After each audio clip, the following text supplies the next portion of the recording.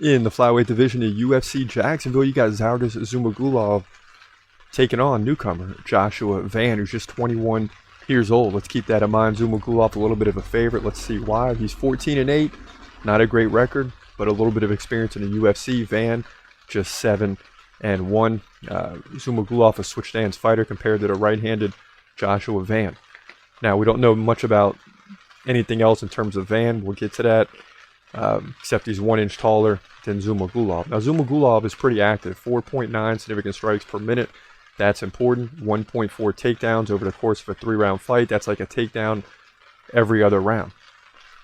Now, something that we need to know is who is Zhumagulov fought, right? He's got a 66% takedown defense, but when you look at his resume, right, he's lost 4 of his last 5.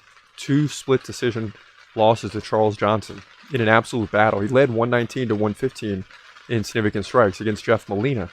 Had 2 takedowns to none. Still lost that fight. Manel Cape lost by KO. He beat Jerome Rivera and lost to Amir Albazi, which you would expect.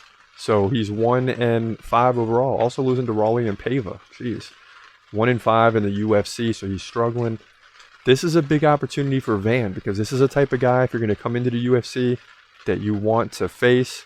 A guy that's struggling, but I'm here to tell you, never heard of Joshua Van, right? He's got a lot to prove in this fight. He's probably getting called up on very short notice in a big card that they want in front of a live audience in Jacksonville.